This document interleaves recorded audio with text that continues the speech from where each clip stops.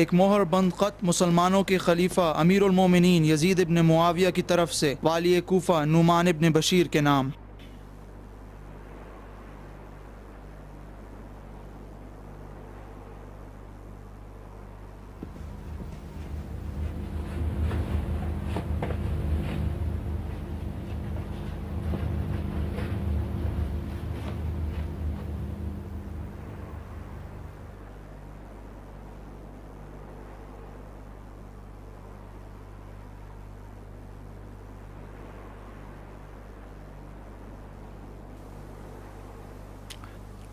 اب تم جا سکتے ہو۔ خط کا کوئی جواب نہیں ہے امیر؟ نہیں، کیسا جواب؟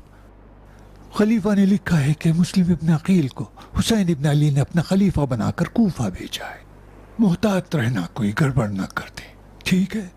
ہم بھی چوکس ہیں۔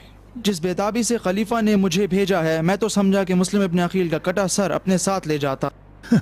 عجب، خلیفہ نے ایسا کیوں سوچ لیا؟ خلیفہ کو خبر ملی ہے کہ آپ مسلم ابن عقیل کے ساتھ ہیں۔ نکل جا یہاں سے فتنے کے قاصد۔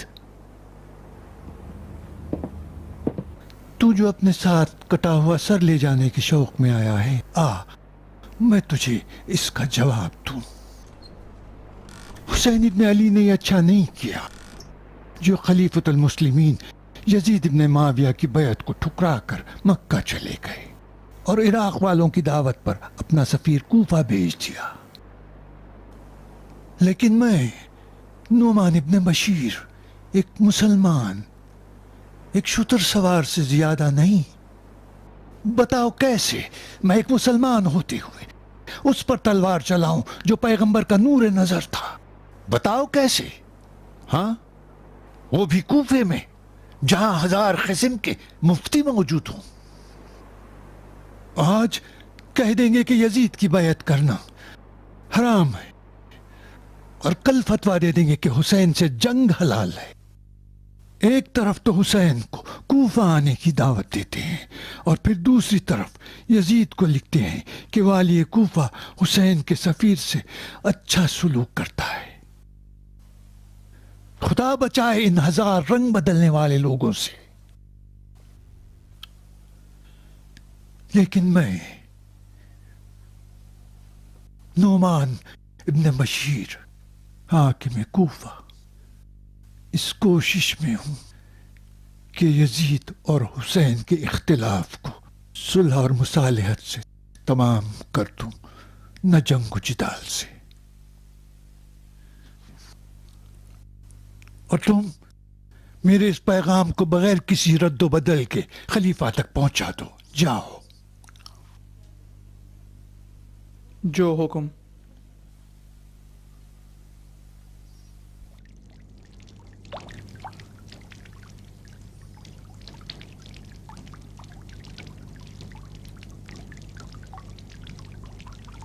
لو شوزب،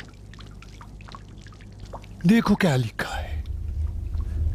بغیر کسی تدبیر کے، یقیناً یہ حرکت بھی اسی بندر کے کھیل کی وجہ سے کی ہے۔ ناچنا، گانا اور شراب کے نشے میں چور رہنے والا، دیکھا کیا کر ڈالا اس نے؟ یہ تو مہر بند خط تھا۔ کیا حق رکھتا تھا کہ ایسا حکم صادر کرے؟ لکھا ہے کہ مسلم ابن عقیل اور ان کے حامیوں کا قتل عام کرو، ان کے گھروں کو جلا دو اور ان کی ناموس کو لونڈیاں بنا کے بیچ ڈالو۔ مجھے تعجب ہے کہ کیسے یزید نے عراق والوں کو اب تک نہیں پہچانا۔ عراق کی تو جانے دیں، خلیفہ جوان تو بھی حسین کو بھی نہیں پہچانتا ہے۔ معاویہ مرحوم کو اپنے تمام تر اقتدار کے باوجود بھی حسین سے خوف تھا۔ کاش کہ معاویہ کو موت نہ آتی۔ مجھے تو حسین پر تعجب ہے کہ انہوں نے کس طرح کوفیوں پر اعتماد کر لیا۔ کیا بھول گئے کہ ان کے والد اور ان کے بھائی کے ساتھ ان لوگوں نے کیا کیا؟ اب کوفے والوں کو بھی اس خط کے مضمون کا پتہ چل ہی جائے گا۔ بہرحال یہ بھی ہمارے لیے ایک معمہ ہے۔ جبکہ کوفے میں چھپے راز تک پھیل جاتے ہیں۔ شوزب خزانے کے نگہبانوں کی تعداد میں اضافہ کر دو. مجھے ڈر ہے کہ کچھ لوگ حسین اور یزید کے اختلافات کا فائدہ اٹھا کر علویوں کو بدنام کرنے کے لیے بیت المال پر حملہ کرتے ہیں. اور مجھے امید ہے شوزب کہ حسین ابن علی اور یزید کے اس اختلاف کو بغیر خون ریزی کے ختم کیا جا سکتا ہے.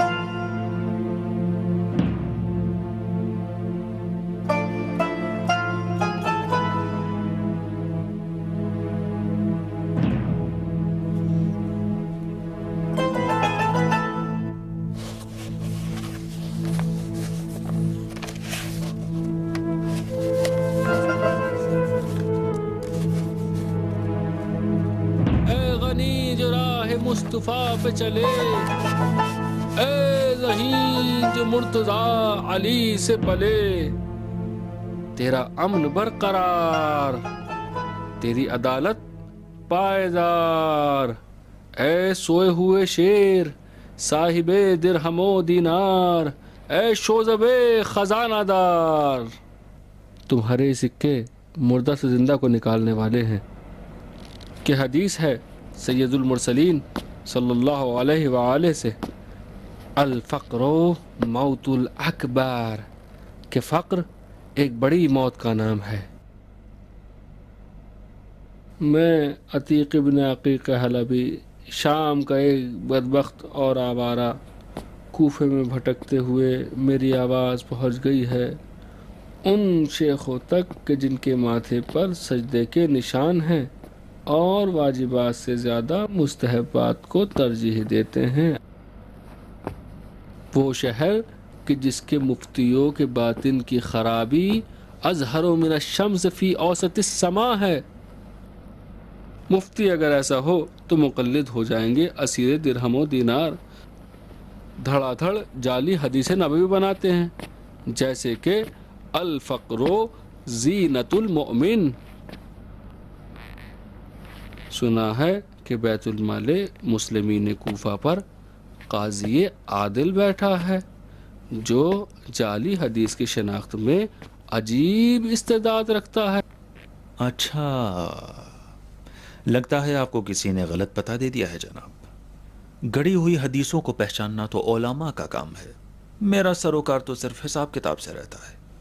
کیا بہتر، مرد محاسب کے لیے ایک گواہ 1000 خطبوں سے بہتر ہے.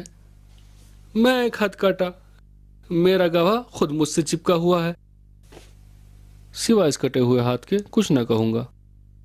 یہ میرا ہاتھ ایک حق رکھتا ہے جو تمہارے ان صندوقچوں میں سے کسی ایک کے اندر بند ہے. اگر دیں گے تو والسلام، اگر نہیں تو خدا جناب علی کے مرتبے میں اضافہ کرے. اچھا، تمہارے ہاتھ کو کیا ہوا؟ کٹ گیا بھائی. بھائی وہ تو میں بھی دیکھ رہا ہوں، کیسے کٹا اور کہاں کٹا؟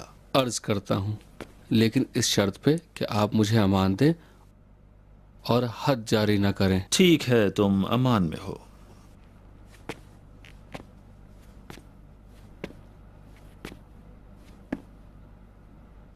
خلیفہ مسلمین یزید ابن معاویہ کے راز کی بات ہے. شباب کے عالم میں جب وہ بالکل نوجوان تھے اور ابھی بالغ بھی نہ ہوئے تھے، ایک دن میں یزید اور ابو قیس یعنی اس کا بندر رومیو کے پاس مران کے دیر میں گئے تھے. یزید سردار سپاہ تھا اور ابو قیس یعنی اس کا بندر اس کا مشاور تھا. میں حقیر ان کا ملازم تھا. ناگہاں میری زبان غلطی کر گئی اور میں نے کہا، سردار، عاقل آدمی اپنی عقل کو بندر کے حوالے نہیں کرتا. خلیفہ بہت غصہ ہوا اور کہنے لگا، بندر تو تیرا باپ اور تیرے اجداد. یہ ابو قیس ہے, سمجھا بندر؟ ابو قیس بنی اسرائیل کے علماء میں سے ایک جو گناہ کی وجہ سے مسخ ہو گیا ہے. میں نے عرض کی جی جی قربان, یہ ابو قیس ہے, بنی اسرائیل کے علماء میں سے ایک. چونکہ امیر کے غصے سے میں بہت ڈر گیا تھا, اس کے جبران کے لیے میں نے امیر کے اشعار میں سے ایک شعر پڑھا. ما ان ابالی بمال اغت جموعهم بالغزغزنة منهم ما ومموم اذا اتكأت على آنات في غرف بدير مران عندي ام كلثوم.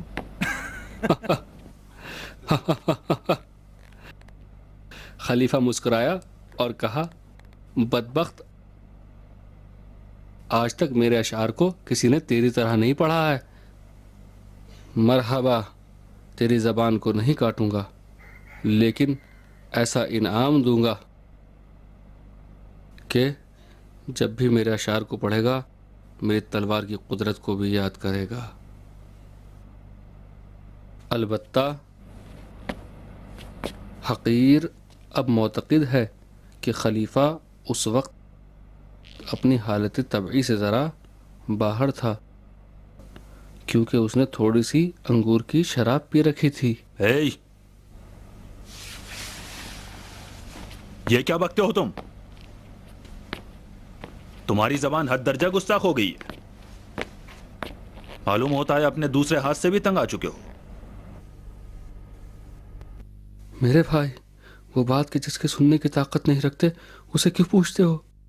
میرے حق کو دو تاکہ منہ کالا کروں. اگر ایسے ہی بیت المال کے درہم و دینار تم جیسے ہاتھ کٹوں کے پاس جانے لگیں تو اس بیت المال کا تو بیڑا غرق ہو جائے گا, اور کل سے تمام وہ لوگ جن کے ہاتھ چوری کے جرم میں کاٹے گئے ہیں سینہ تان کر سکوں کا مطالبہ کریں گے اور بیت المال کی جڑیں کھود کے رکھ دیں گے. تم نے جتنی بکواس کی ہے اس سے لگتا ہے تمہارے ہاتھ کو تمہاری زبان نے کاٹا ہے. باہر. خلیفہ مسلمین کے فتوے کے مطابق عتیق کا ہاتھ رومیوں کے ساتھ لڑائی میں ضائع ہوا ہے, اور بیت المال کی ذمہ داری یہ ہے کہ مجھے کچھ وظیفہ ملتا رہے. یہ دستاویز اسی کے ہیں.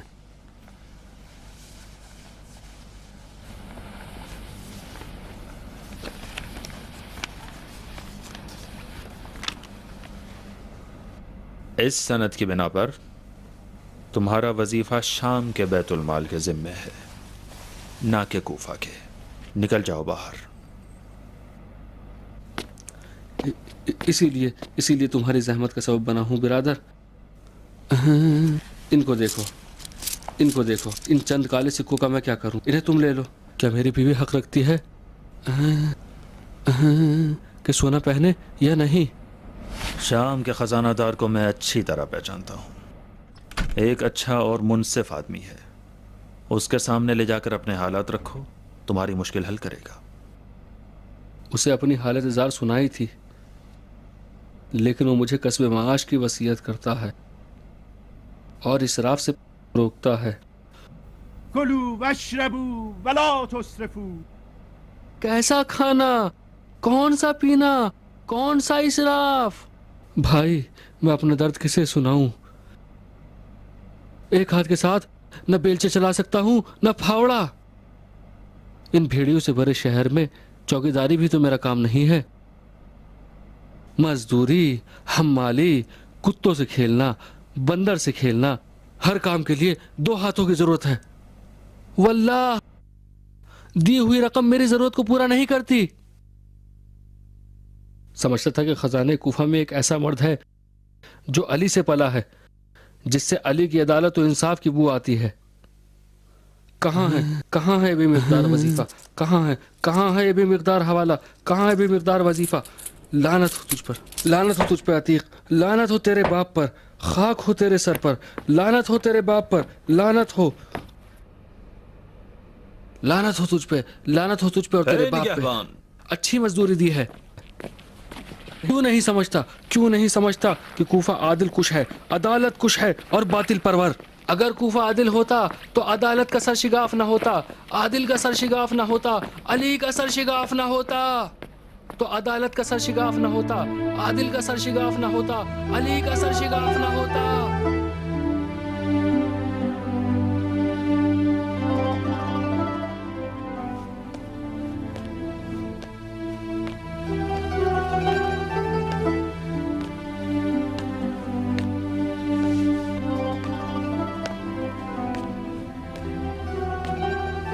سلام جناب خزانہ دار۔ تم پھر دکھائی دیے ادھر، اب پٹنا چاہتے ہو؟ ابھی کہوں کہ کوڑے لگا کر دماغ ٹھیک کریں تمہارے؟ امیر مجھے معاف کر دیجئے، میرے چھوٹے چھوٹے بچے ہیں، چند سکوں کے چکر میں بک گیا ہوں۔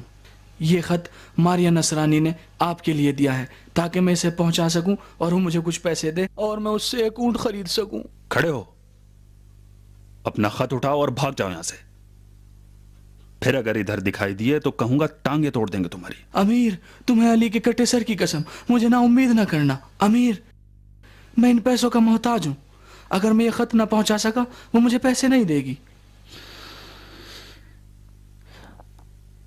لعنت ہو شیطان پر، اپنا خط دو اور دفع ہو جاؤ یہاں سے۔ آپ کا احسان امیر، آپ نے اسے قبول کر لیا۔ خدا ماریہ نصرانی کی تمام حاجتوں کو پورا کرے اور ساتھ ساتھ آپ کی بھی عمر دراز فرمائے۔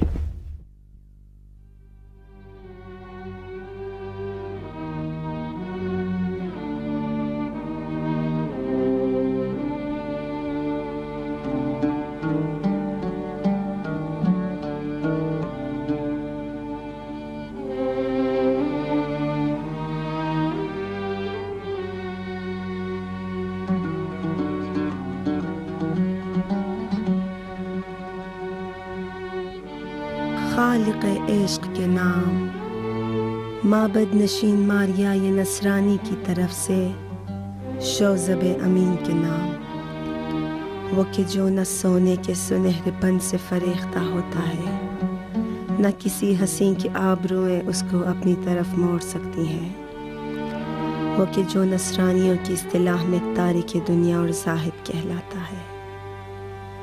تعجب ہے کہ ایسی امانت کے تحفظ میں کوشاں ہے کہ جس کے بارے میں جانتا ہے کہ حرام ہے، اور ایسی حکومت و سلطنت کا خادم ہے کہ جس کو جانتا ہے کہ غاصب ہے۔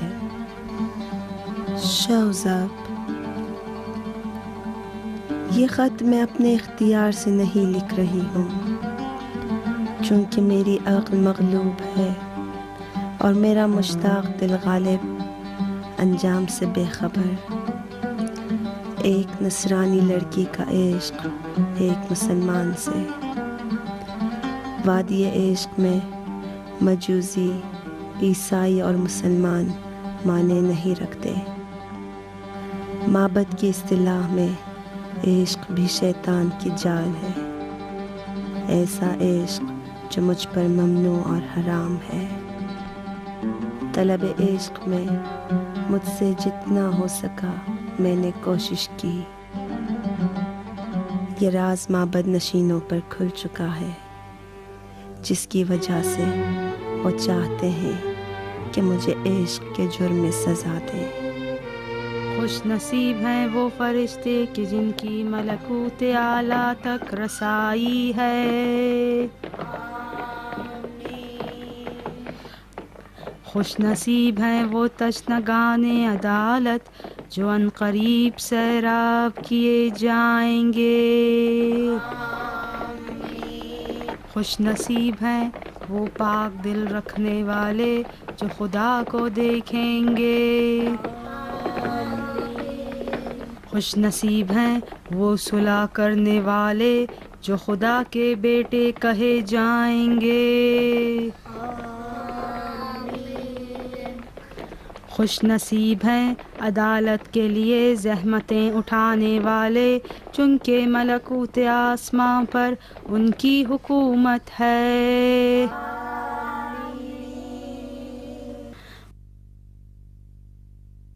خوش نصیب ہیں وہ پاک دل رکھنے والے جو خدا کو دیکھیں گے۔ خوش نصیب ہیں وہ فرشتے جن کی ملکوت اعلیٰ تک رسائی ہے. عیسیٰ عاشقی کے جرم میں صلیب پر چڑھا دیے گئے.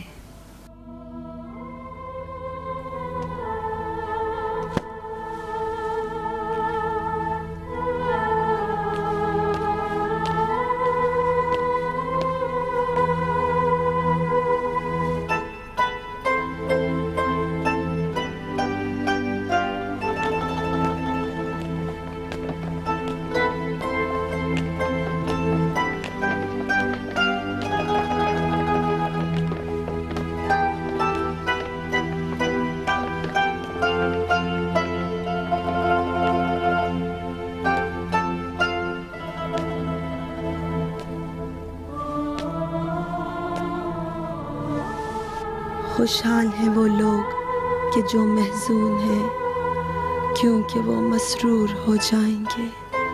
خوشحال ہیں وہ بردبار لوگ کہ جو زمین کے وارث بنیں گے.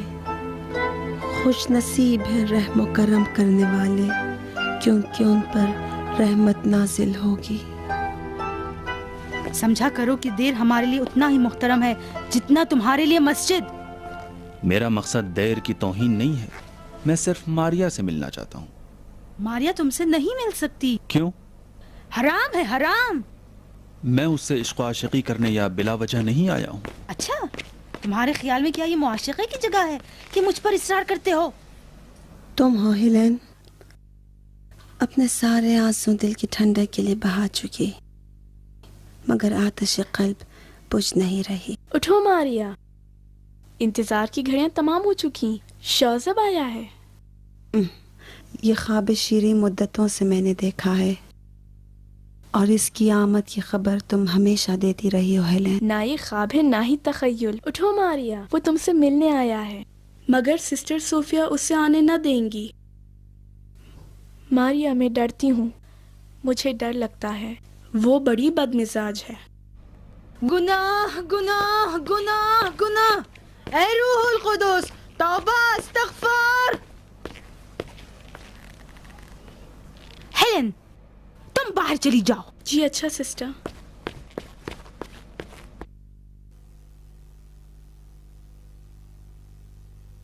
میں سوچتی تھی کہ تم سدھر گئی ہو ماریا، سوچتی تھی کہ میری نصیحتیں تمہیں خواب غفلت سے جگا چکی ہیں. مطمئن تھی کہ تمہاری پشیمانی اور اقرار جرم کے ذریعے تمہاری گندے اور پلید نفس کو پاک کر دوں. تمہاری حد اور سزا کو میں نے ٹال دیا. تم نے اپنے آپ کو محراب میں پناہ دیکھ کر اپنے نفس امارہ اور بیمار قلب کا علاج کرنا چاہتی تھی. افسوس، اب سمجھی. یہ ساری فریاد و فغاں، آہ و بکا اپنے دوست اور یار کی جدائی اور فرقت میں ہے.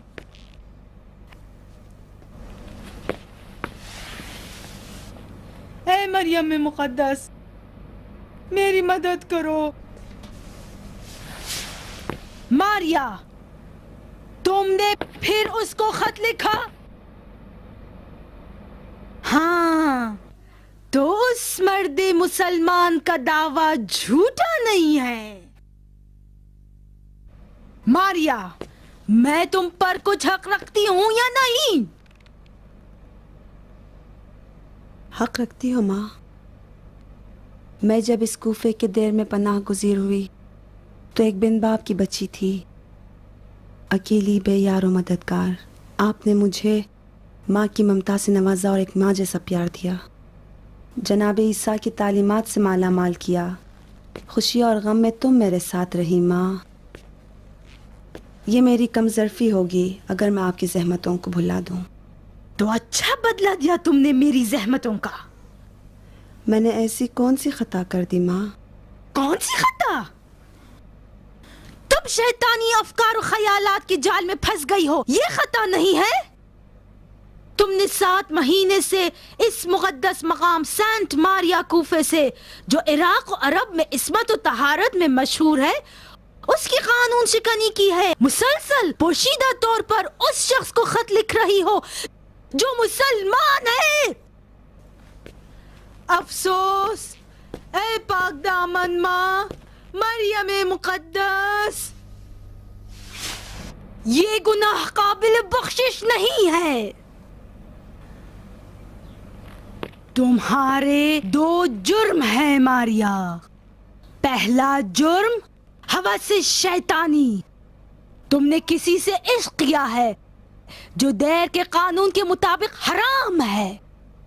دوسرا جرم ایسے شخص کی عاشق ہونا جو تمہارا ہم مذہب اور ہم مسلک نہیں ہے۔ عیسیٰ الفت و محبت کے امیر کارواں تھے اور میں اس قافلے کی ایک ادنا کنیز۔ مریم کے بیٹے محبت کے جرم میں صلیب پر چڑھا دیے گئے اور میں اس جرم میں ہر سزا کے لیے تیار ہوں۔ واہ، حیرت کی بات ہے۔ ان سب بلا وجہ کے آداب و رسوم کو کہاں سے تم نے دین عیسیٰ میں شامل کر دیا؟ جہاں تک میں جانتا ہوں وہ یہ کہ حواریوں کے نام جناب عیسیٰ کی اہم ترین تعلیمات میں سے ایک یہ ہے کہ بد اخلاقی سے پرہیز کیا جائے۔ ہاں، ابھی تک اس سینٹ ماریا کے دیر پر ایسا برا وقت نہیں پڑا تھا۔ ان قریب ہے اس کی ستون لرزش سے گر پڑے۔ بتاؤ، تمہیں کس نے اس مقام مقدس میں داخل ہونے کی اجازت دی؟ یہ مقدس مقام حاجت مندوں کی پناہ گاہ ہے۔ میرا قیاس شیطان سے مت کریں سسٹر، میں بھی آپ کی طرح ایک خدا کا بندہ ہوں۔ ہاں،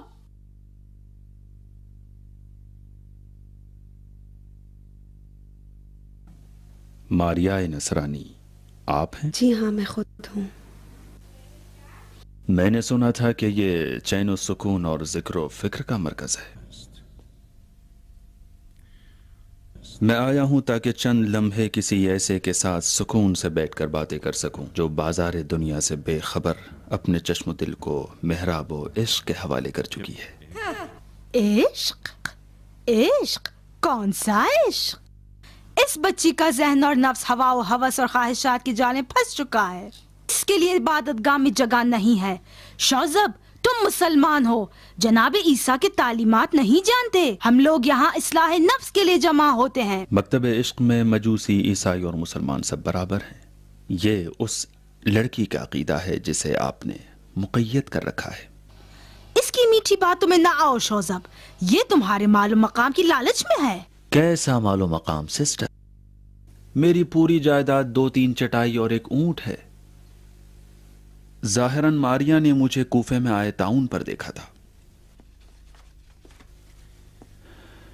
جس وقت تم تعاون زدہ لوگوں کی مدد میں مصروف تھے، تمہارے تن پر کہنہ لباس تھا اور زبان پر یا علی۔ علی؟ تمہارا جرم آشکار ہو چکا ہے ماریا، تم عیسائی ہو یا مسلمان۔ ایسے مسلمان عیسائی نہ کریں۔ خدا کی قسم، محمد عیسیٰ کے بعد آنے والے پیغمبر ہیں۔ یہ ہماری آسمانی کتاب کا واضح اعلان ہے۔ موسیٰ و عیسیٰ و ابراہیم سب ایک دین پر تھے۔ صحیح، تو یہ سب خط و کتابت، ان محترمہ ماریا کا دیدار اور ان سے ملنا، یہ سب بہانہ تھا تاکہ جناب شوزب صاحب جو ہادی اور رہبر ہیں اپنے ایک مرید کے ذریعے سینٹ ماریا کے دیر والوں کو راہ راست کی طرف ہدایت کریں۔ ہاں ماریا، میں تمہیں خبردار کرتی ہوں، تم ابھی بھی توبہ کر سکتی ہو، ورنہ مجھے یقین ہے کہ اس عبادت گاہ کے متعصب لوگ تمہارے ٹکڑے ٹکڑے کر ڈالیں گے۔ یہ دیر ہے یا قصائی کی دکان؟ مذہبی احکام درہم اور دینار کا محاسبہ کرنا نہیں ہے جناب خزانہ دار۔ اس کا جرم مرتد ہونا اور سزا موت ہے۔ تم بھی اس کے جرم میں برابر شریک ہو۔ یہ تو گناہ سے پہلے ہی سزا دینا ہے خواہر۔ کم سے کم اتنا موقع تو دیں کہ آپس میں کچھ مشورہ کر لیں۔ شاید موت ہی کے خوف سے ہمیں عقل آ جائے اور ہم مکتب عشق کا انکار کر دیں۔ بہت اچھا، تمہاری یہ عبادت گاہ کی توہین بغیر جواب کے نہیں رہے گی۔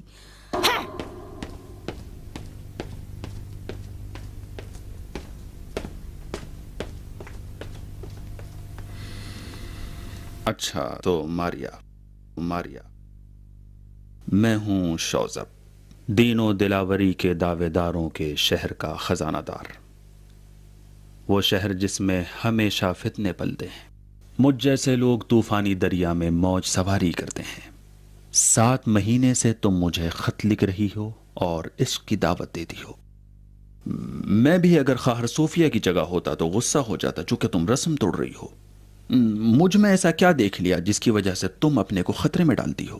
کاش خود سمجھ سکتی. 7 ماہ سے ہر لمحہ ہر گھڑی خود سے یہی سوال کرتی رہی، مگر کوئی جواب نہ ملا.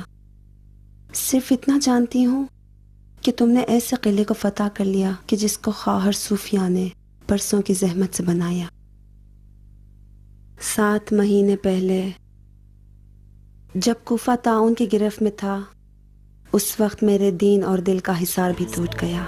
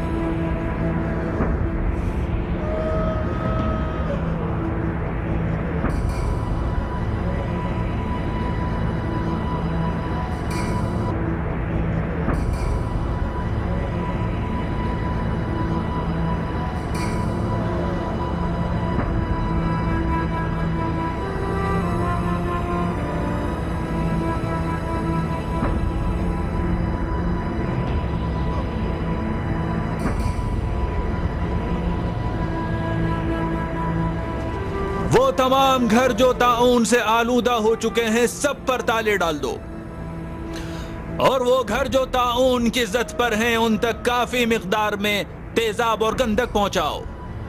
اور یہ بھی یاد رکھو جو لوگ بخار میں مبتلا ہو چکے ہیں ان کی پیشانی پر گیلا کپڑا رکھو اور ان کے پیروں کو ٹھنڈے پانی میں ڈالو، اور جن کے بدن پر سیاہ چھالے اور پھوڑے پھنسی نکل آئے ہیں بیماری انہی سے پھیلتی ہے، ان کا کوئی علاج نہیں ہے، ان سب کو جلا دو، تمہارا اجر امیر المؤمنین علی کے پاس ہے. بھائیو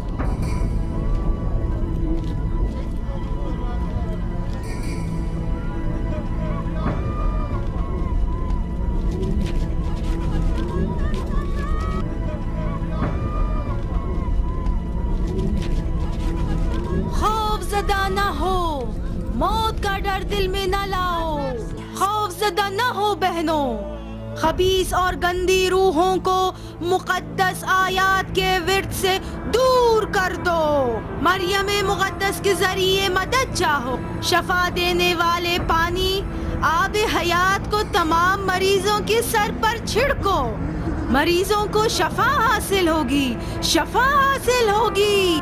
عیسیٰ مسیح مردوں کو زندگی عطا کرتے تھے، گندی روحوں کو مقدس آیات کے ذریعے بھگا دو. ٹھہریے، طاعون کا اژدہا آپ سب کو نکل لے گا بندگان خدا. یہ تو اپنے پیروں سے موت کے منہ میں جانا ہے. خدا آپ کو جزائے خیر دے. جائے وہیں اپنے دیر میں بیٹھ کر اللہ سے دعا کریں. خدا تمہیں اپنی رحمت کی سائے میں جگہ دے. میرے لیے رکاوٹ نہ بنو کہ خدا اپنی رحمت کو تم سے روک لے. عزیزو تم لوگ اپنا کام جاری رکھو.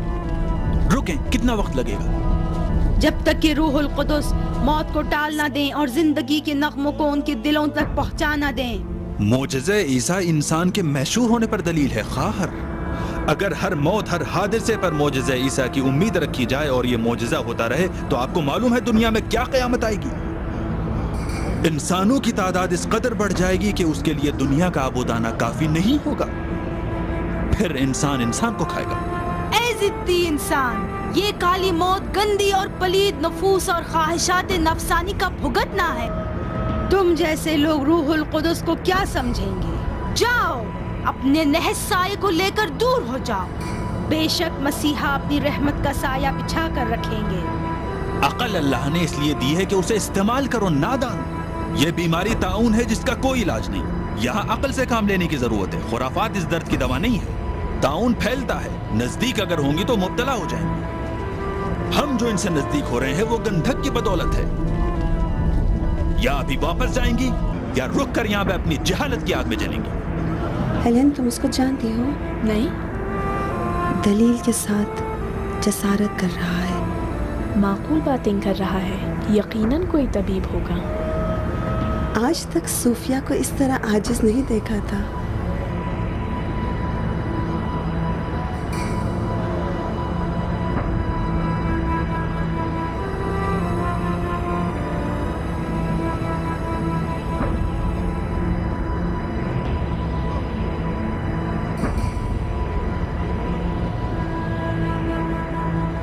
ماریا چلو چلتے ہیں.